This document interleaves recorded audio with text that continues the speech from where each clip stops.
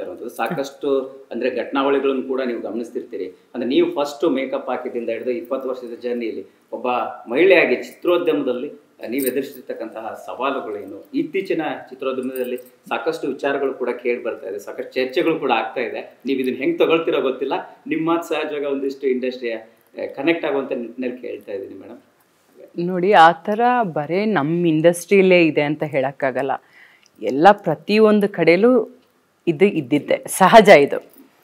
So ಯಾರ್ಯಾರು ಯಾವ್ಯಾವ ರೀತಿ ಫೇಸ್ ಮಾಡ್ತಾರೆ ಅಂತ, ಇವಾಗ ನನ್ನ ಜೀವನದಲ್ಲಿ ನಡೆದಿಲ್ಲ ಅಂದ್ಬಿಟ್ಟು ಇನ್ನೊಬ್ಬರು ಜೀವನದಲ್ಲಿ ನಡೆದಿಲ್ಲ ಅಂತ ನಾನು ಹೇಳೋದಕ್ಕೆ ಆಗೋದಿಲ್ಲ. ಬಟ್ ನನ್ನ ಲೈಫಲ್ಲಿ ನಾನು ಇಂಡಸ್ಟ್ರಿ ಬಂದಿದ್ದ ದಿವಸದಿಂದ ನಾನು ಆಗಲೇ ನಿಮಗೆ ಹೇಳಿದೆ, ನನಗೆ ಫಸ್ಟ್ ಡೈರೆಕ್ಟ್ರು ರಾಜ್ ಕಿಶೋರ್ ಸರ್, ಆಮೇಲೆ ಎಸ್ ಮಹೇಂದರ್ ಸರ್, ಮತ್ತು Sai Prakash sir, Naganna sir. So ಎಲ್ಲ ಒಳ್ಳೊಳ್ಳೆ ನಿರ್ದೇಶಕರು ಸಿಕ್ಕಿದ್ರು. ಪ್ರತಿಯೊಬ್ಬರೂ ನಮ್ಮ ಟೀಮ್ ಹೇಗಿರೋದು ಅಂದರೆ ಒಂದು ಮನೆ ಥರ ಇರೋದು.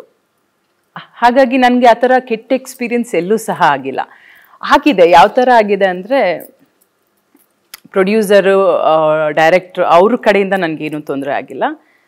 ಅದು ಹೇಳಬಾರ್ದು ನಾನು, ಬಟ್ ನೀವು ಹೇಳಿದ್ದು ಕೇಳ್ತಾ ಇದ್ದೀನಿ. ಸ್ಟಾಕಿನ್ಸ್ ಬರುತ್ತಲ್ಲ, ನಾವು ಕಾಲ್ಗೆ ಹಾಕೋತೀವಿ ಸ್ಟಾಕಿನ್ಸ್.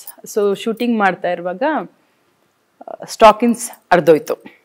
ಯಾವ ಸಿನಿಮಾ ಅಂತ ಹೇಳಲ್ಲ, ಹೆಸರು ಹೇಳಲ್ಲ. ಸ್ಟಾಕಿನ್ಸ್ ಅರ್ಧೋಯ್ತು. ನಾನು ಚಿಕ್ಕ ಹುಡುಗಿಯಲ್ಲ, ಅಣ್ಣ ಸ್ಟಾಕಿನ್ಸ್ ಅರ್ಧೋಗಿದೆ, ನನಗೆ ಸ್ಟಾಕಿನ್ಸ್ ಕೊಡ್ತೀರಾ ಅಂತ ಕೇಳಿದೆ. ಹಿಂಗೆ ನೋಡ್ಬಿಟ್ಟು, ಈ ಮೂತಿಗೆ ಸ್ಟಾಕಿನ್ಸ್ ಬೇರೆ ಬೇಕಾ, ಹೋಗಮ್ಮ ಅರ್ಧೋಗಿದೆ ಹಾಕೋ ಅಂದರು. ನಾನು ಅಯ್ಯಯ್ಯೋ, ಇಂಡಸ್ಟ್ರಿಲಿ ಹಿಂಗೂ ಮಾತಾಡ್ತಾರೆ, ಯಾಕಂದರೆ ಅದನ್ನೆಲ್ಲ ನಾವು ನೋಡಿದವರಲ್ಲ, ನಾವು ಕೇಳಿದವರಲ್ಲ.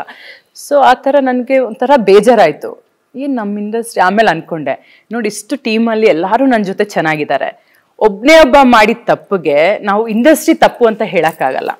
ಸೊ ಎಲ್ಲೋ ಒಂದು ಕಡೆ ನಡೆಯುತ್ತೆ. ಒಳ್ಳೆಯವರು ಇದ್ದಾರೆ ಇಲ್ಲಿ, ಎಷ್ಟು ಒಳ್ಳೊಳ್ಳೆ ಡೈರೆಕ್ಟರ್ಸ್ ಇದ್ದಾರೆ, ಎಷ್ಟು ಒಳ್ಳೊಳ್ಳೆ ಪ್ರೊಡ್ಯೂಸರ್ಸ್ ಇದ್ದಾರೆ, ಟೆಕ್ನಿಷಿಯನ್ಸ್. ಇವತ್ತು ನೋಡಿ, ನಾವು ಒಂದು ಸಿನಿಮಾ ಮಾಡಿದ್ರೆ 100ರಿಂದ 200 ಜನ ಕೆಲಸ ಮಾಡ್ತೀವಿ, 200 ಕುಟುಂಬಗಳು ನಡೀತಾ ಇರುತ್ತೆ.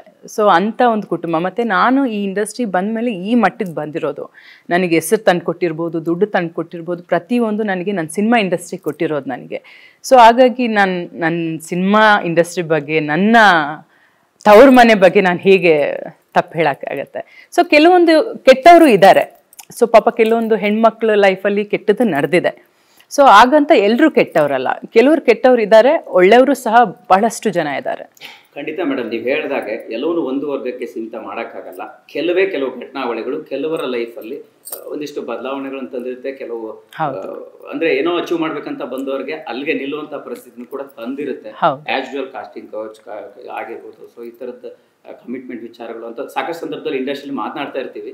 ಸೊ ನೀವು ಕಂಡಂಗೆ ಈಗ ಆಗುವಂಥ ಬೆಳವಣಿಗೆಗಳೇ ಒಂದು ಹೇಳುವಂಥದ್ದು ಕೇರಳದಲ್ಲಾಯಿತು, ಅದಕ್ಕೆ ನಮ್ಮ ಇಂಡಸ್ಟ್ರಿಯಲ್ಲಿ ಅಂಥದ್ದು ಅವಕಾಶಗಳಿಗೆ ಬ್ರೇಕ್ ಹಾಕುವಂಥ ಕೆಲಸಗಳು ಆಗುತ್ತಾ ಅಂದರೆ ನೋಡಿ, ಆ ಥರ ನಡಿಬಾರ್ದು. ಯಾಕಂದರೆ ಎಲ್ಲರೂ ಬರೋದು ಹೊಟ್ಟೆಪಾಡಿಗೋಸ್ಕರ. ಇನ್ನು ಕೆಲವರು ಪಾಪ ನಮ್ಮ ಜೀವನದಲ್ಲಿ ಏನೋ ಒಂದು ಯಶಸ್ಸು ಕಾಣಬೇಕು, ಹೆಸರು ಮಾಡಬೇಕು ಅಂತ ಆಸೆ ಇಟ್ಕೊಂಡು ಬರ್ತಾರೆ. ಯಾವತ್ತೂ ಆ ರೀತಿ ತಪ್ಪು ಆಗಬಾರ್ದು. ನನಗಂತೂ ನಾನು ನೋಡ್ದಂಗೆ ನನ್ನ ಜೀವನದಲ್ಲಿ ಆ ಥರ ಎಕ್ಸ್ಪೀರಿಯನ್ಸ್ ಆಗಿಲ್ಲ ಯಾವತ್ತೂ. ಸೊ ಆ ಥರ ಏನಾದರೂ ನಡೆದ್ರೆ ನಾವು ಇಂಡಸ್ಟ್ರಿ, ನೀವು ಹೇಳಿದ್ರೂ ಆಗಲ್ಲ, ನಾನೊಬ್ಳು ಇಲ್ಲಿ ಕೂತ್ಕೊಂಡು ಮಾತಾಡಿದ್ರೂ ಆಗಲ್ಲ. ನಾವೆಲ್ಲ ಸೇರಬೇಕು. ಇಂಡಸ್ಟ್ರಿಯವರು ಒಂದು ಫ್ಯಾಮಿಲಿ ಸೇರಿ ಯಾರು ಆ ಥರ ಅನ್ಯಾಯ ಮಾಡ್ತಾರೆ ಅವ್ರಿಗೆ ಶಿಕ್ಷೆ ಆಗಬೇಕು. ಸೊ ಎಲ್ಲೆಲ್ಲಿ ತಪ್ಪು ನಡೆಯುತ್ತೆ ಆ ತಪ್ಪು ನಾವೆಲ್ಲ ಜೊತೆ ಸೇರಿ ಅಲ್ಲೇ ನಿಲ್ಲಿಸಿದ್ರೆ ಆಗತ್ತೆ. ಸೊ ನಾವು ಒಂದೊಂದ್ಸಲ ಅದನ್ನು ಕೇಳ್ತೀವಿ, ಸುಮ್ಮನೆ ಹೌದಾ ಪಾಪ ಅಂತ ಬಿಟ್ಬಿಡ್ತೀವಿ. ಆ ಥರ ಆಗಬಾರ್ದು. ನಾವೆಲ್ಲ ಒಗ್ಗಟ್ಟಲ್ಲಿ ಕೆಲಸ ಮಾಡಿದ್ರೆ, ಜೊತೆ ಸೇರಿದ್ರೆ ಇದನ್ನು ಸ್ಟಾಪ್ ಮಾಡ್ಬೋದು. ಬಟ್ ನನ್ನ ಎಕ್ಸ್ಪೀರಿಯನ್ಸ್, ನನಗೆ ಆ ಥರ ಯಾವುದೇ ರೀತಿ ಕೆಟ್ಟ ಅಂದರೆ ಎಕ್ಸ್ಪೀರಿಯನ್ಸ್ ನನ್ನ ಲೈಫಲ್ಲಿ ನಡೆದಿಲ್ಲ. ಆಮೇಲೆ ಈಗಂತೂ ನಿಮ್ಗೆ ಗೊತ್ತು, ನಾನು ಯಾರ ಕೈಗೂ ಜಾಸ್ತಿ ಸಿಗಲ್ಲ.